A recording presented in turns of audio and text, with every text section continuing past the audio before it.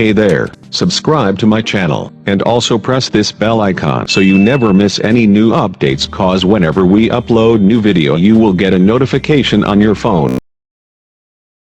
Part 1.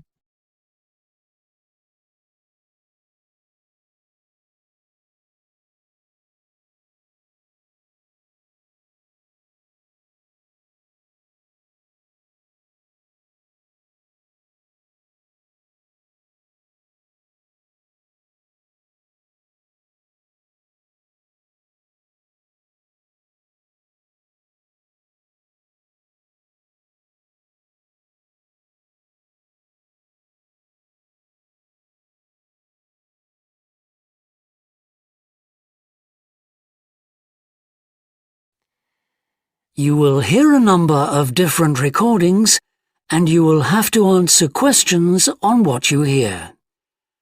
There will be time for you to read the instructions and questions, and you will have a chance to check your work. All the recordings will be played once only. You will hear a customer phoning a builder to discuss some work she would like him to do on her home. First, you have some time to look at questions 1 to 6.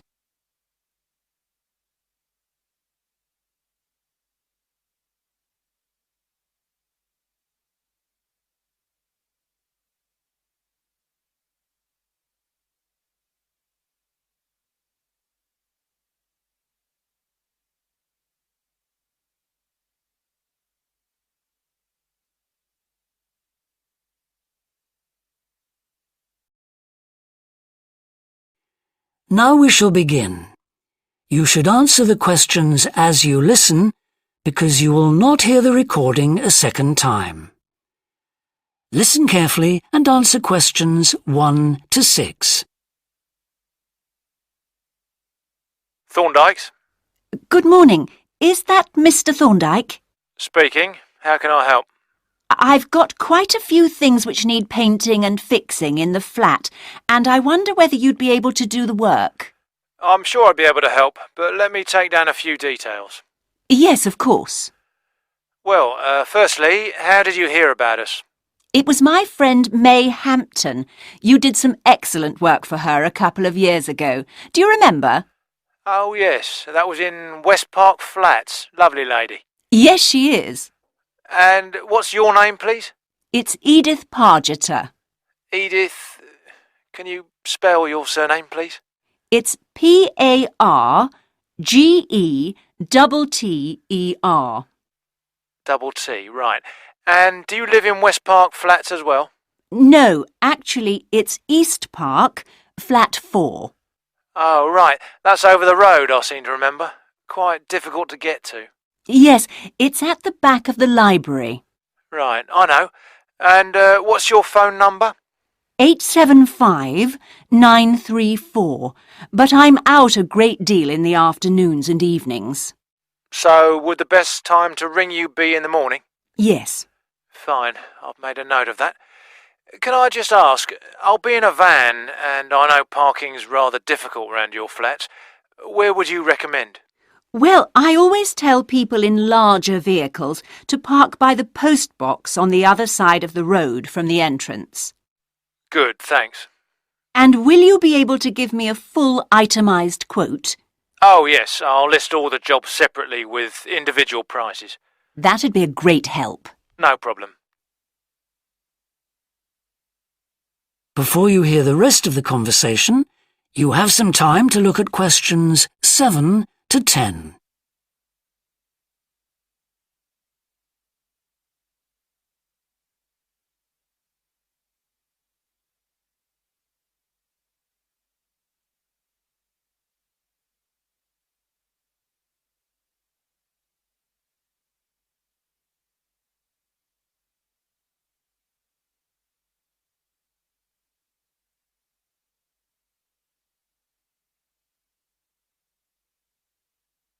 Now listen and answer questions 7 to 10.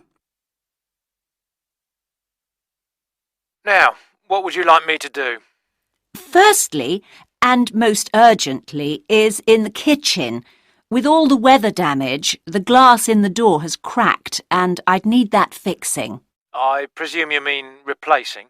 Oh, yes, and as soon as possible. What I'll do is come round tomorrow morning and do that immediately. Oh, thank you so much. The other things aren't so urgent, but... Now, I'll make a note of everything you want doing. Well, in the kitchen, I'd like some painting doing. All the kitchen walls? Just the area over the cooker. It's very greasy. Right, it does tend to get that way. Yes. Well, if you want a proper job done, what I'd need to do is strip the old paint and plaster it about a week before I paint it. Of course. Now, May tells me you also do work in the garden. That's right. Well, I'd like you to replace a fence. Just one? Yes, at the far end. Fine, shouldn't be a problem. And that's the lot. Fine. Yeah, as I say, I can come round tomorrow morning to look over things with you. Well, that's great, thank you. So, I look forward to seeing you tomorrow at... That is the end of part 1. You now have half a minute to check your answers.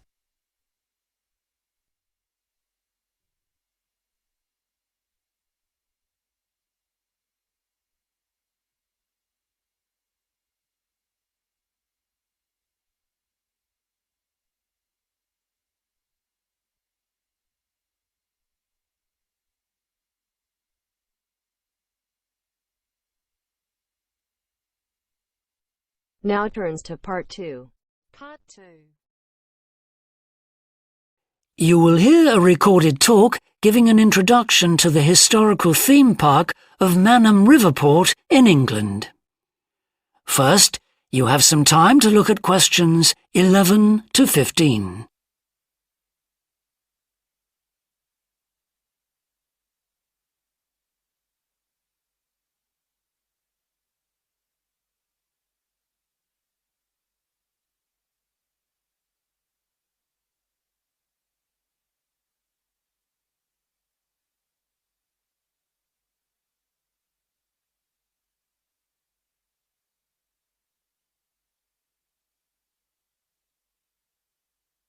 Now listen carefully and answer questions 11 to 15. Welcome to Mannum Port, where 1,000 years of history are brought to life. All the family can enjoy a day out at Mannum, visit our copper mine, see models of the machinery it used, have your photo taken in 19th century costume, experience at first hand how people lived at different stages throughout history, and especially how children studied, worked and played. The port of Mannum is located in beautiful and peaceful countryside, on a bend in the great River Avon, and developed here because it's the highest navigable point of the Avon. Boats can go no higher up this river, and proved a handy place to load and unload cargo to and from the sea, which is over 23 miles away. A small port was already established here when, about 900 years ago, tin was discovered nearby, though it wasn't until the Industrial Revolution, when a tremendous need for metals of all kinds developed, that Mannum expanded to become one of the busiest ports in the country. And because it was already so busy, prospectors began to look for other minerals, and by the end of the 19th century, lead, copper, manganese and arsenic were added to the cargoes leaving Mannum. In the early days, the ores had been smelted or processed in the same area they were mined. But as demand grew, the smelting process required huge factory furnaces or fires to melt the metal from the rock, and there was not enough coal in the local area, so the rocks containing minerals had to be shipped long distances. Sadly, in the 20th century, the great port of Mannum declined, and thousands of workers were forced to emigrate out of the area. The building at the port fell into disrepair, and the place became almost forgotten. But then the Mannum Trust was formed to conserve the historical resources of the area. It organised scores of local volunteers to remove undergrowth to find the original outlines of the installations. It then brought in paid professionals to match installations with maps of the original port complex and to set about reconstructing it. Today, you can see the results of this ambitious programme of restoration. The intention, and we believe this will be realised before the end of the year, is to return Manham Port to the condition it reached at its peak as the greatest copper port in the country. Before you hear the rest of the talk, you have some time to look at questions 16 to 20.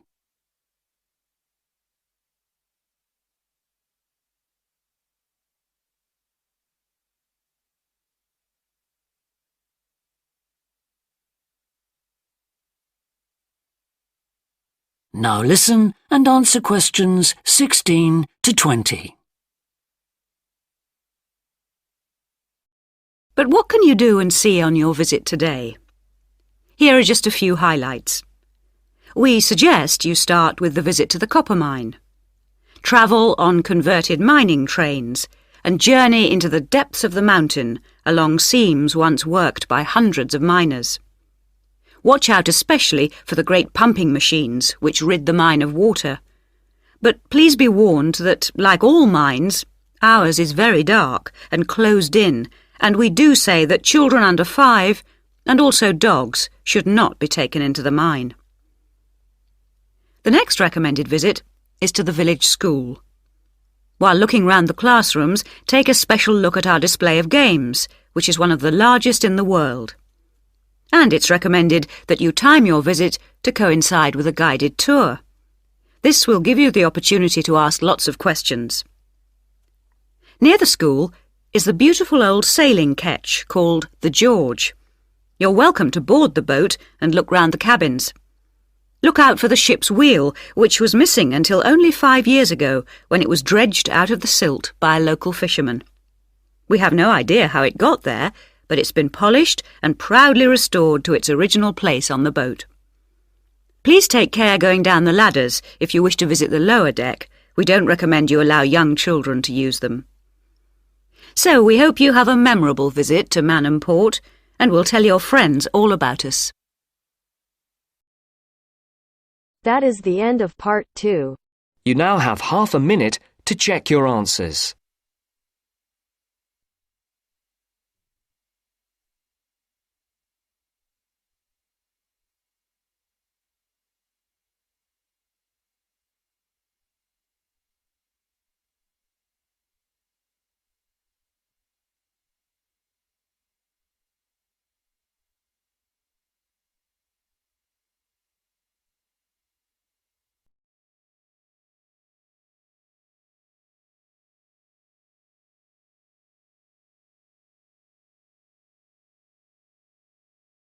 Now turns to part 3. Part 3. You will hear 2 psychology students called Tim and Laura talking about Laura's work placement. First, you have some time to look at questions 21 to 24.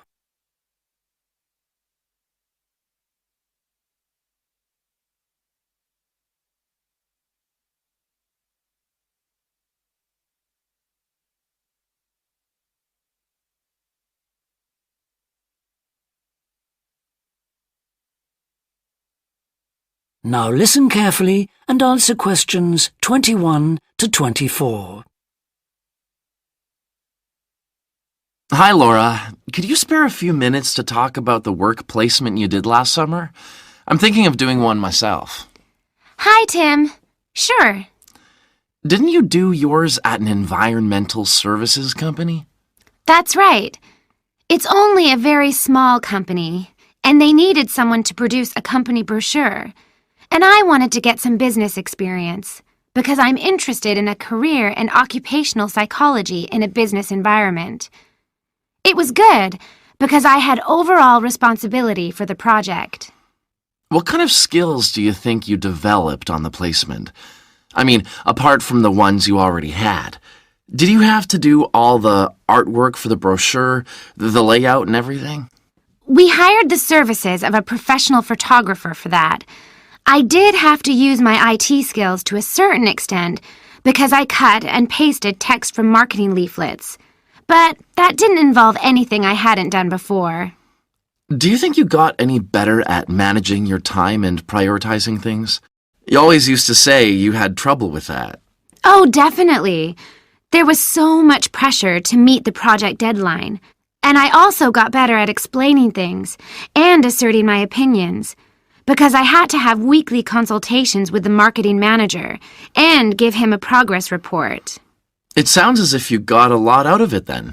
Absolutely. It was really worthwhile. But, you know, the company benefited too. Yes, they must have done.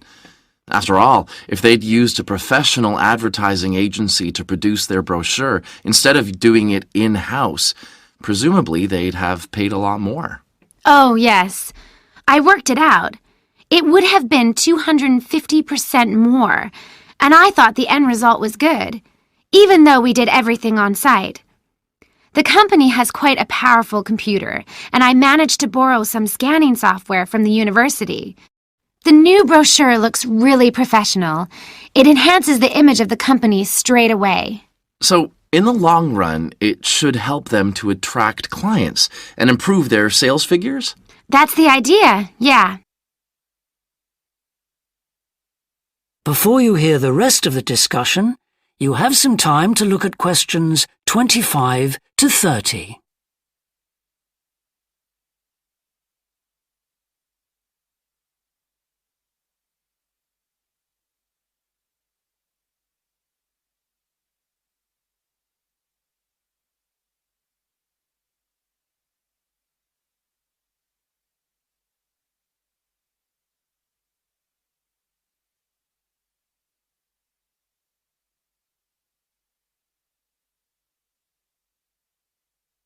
Now listen and answer questions 25 to 30. Well, all in all, it sounds very positive. I think I'll go ahead and apply for a placement myself. How do I go about it? It's easy enough to do, because there's a government agency called STEP, S-T-E-P, that organizes placements for students. You should start by getting their booklet with all the details. I expect you can download one from their website. Actually, they've got copies in the psychology department. I've seen them there. I'll just go to the office and pick one up. Right. And then, if I were you, after I'd looked at it, I'd go over all the options with someone. I suppose I should ask my tutor's advice. He knows more about me than anyone. One of the career officers would be better. They've got more knowledge about the jobs market than your personal tutor would have. Okay. And then, when you know what you want, you can register with STEP. You'll find their address in the booklet. And once you've registered, they assign you to a mentor who looks after your application. And then I suppose you just sit back and wait till you hear something? They told me at the careers office that it's best to be proactive and get updates yourself by checking the website for new placement alerts. Your mentor is supposed to keep you informed, but you can't rely on that. I don't suppose it's a good idea to get in touch with companies directly, is it? Not really. But it is the company who notifies you if they want you to go for an interview. You get a letter of invitation or an email from personnel department. And do I reply directly to them? Yes, you do. STEP only gets involved again once you've been made a job offer. Right.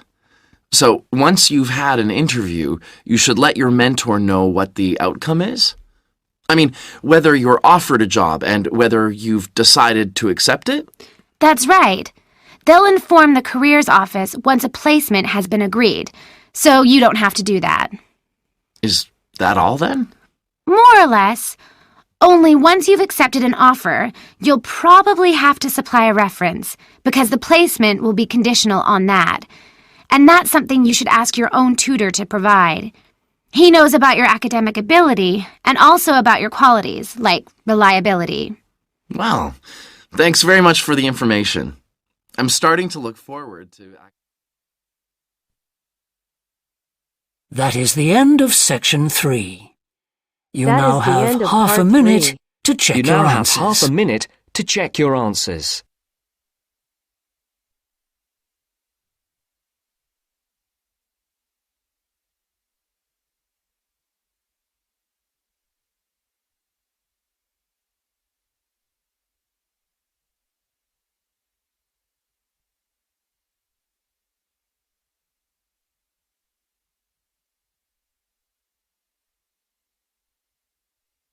Now turns to Part 4. Now turn to Section 4.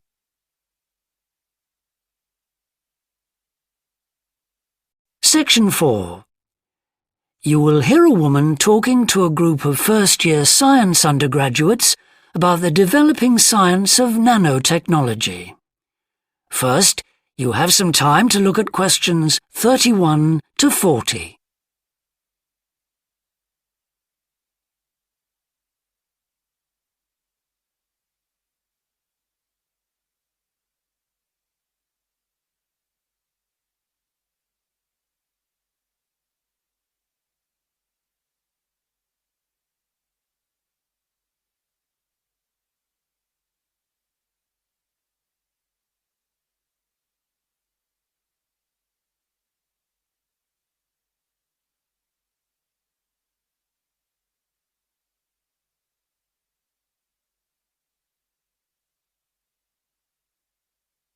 Now listen carefully and answer questions 31 to 40. Today we're going to look at an important area of science, namely nanotechnology. So, what is it? Nano means tiny, so it's science and engineering on the scale of atoms and molecules. The idea is that by controlling and rearranging atoms, you can literally create anything. However, as we'll see, the science of the small has some big implications, affecting us in many ways. There's no doubt that nanotechnology promises so much for civilization. However, all new technologies have their teething problems. And with nanotechnology, society often gets the wrong idea about its capabilities. Numerous science fiction books and movies have raised people's fears about nanotechnology, with scenarios such as inserting little nanorobots into your body that monitor everything you do without you realizing it, or self-replicating nanorobots that eventually take over the world. So, how do we safeguard such a potentially powerful technology? Some scientists recommend that nanoparticles be treated as new chemicals, with separate safety tests and clear labelling. They believe that greater care should also be taken with nanoparticles in laboratories and factories. Others have called for a withdrawal of new nanoproducts, such as cosmetics, and a temporary halt to many kinds of nanotech research. But as far as I'm concerned, there's a need to plough ahead with the discoveries and applications of nanotechnology. I really believe that most scientists would welcome a way to guard against unethical uses of such technology. We can't go around thinking that all innovation is bad, all advancement is bad. As with the debate about any new technology, it is how you use it that's important. So, let's look at some of its possible uses.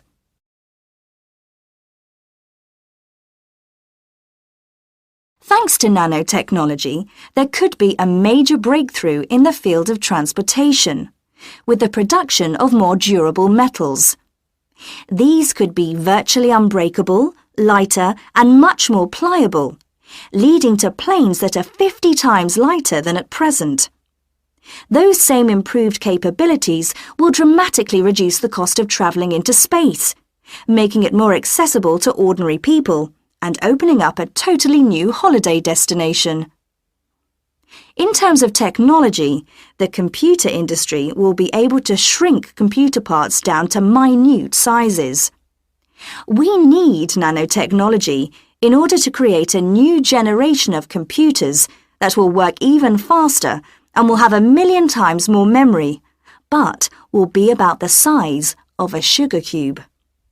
Nanotechnology could also revolutionize the way that we generate power.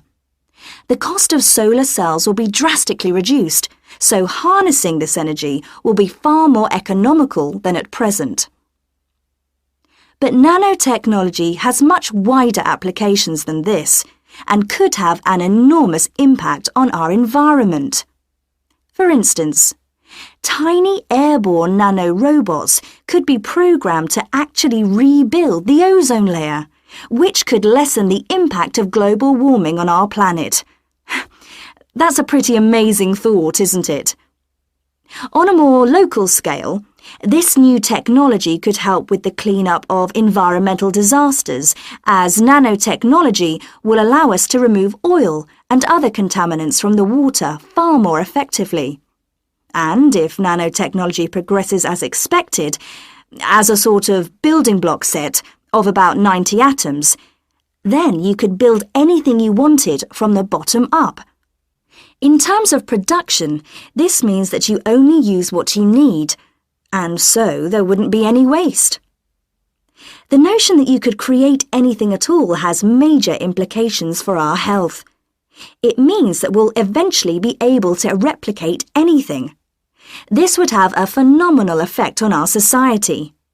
In time, it could even lead to the eradication of famine through the introduction of machines that produce food to feed the hungry. But it's in the area of medicine that nanotechnology may have its biggest impact. How we detect disease will change as tiny biosensors are developed to analyze tests in minutes rather than days. There's even speculation nanorobots could be used to slow the aging process, lengthening life expectancy. As you can see, I'm very excited by the implications that could be available to us in the next few decades. Just how long it'll take, I honestly don't know. That is the end of part 4. You now have half a minute to check your answers.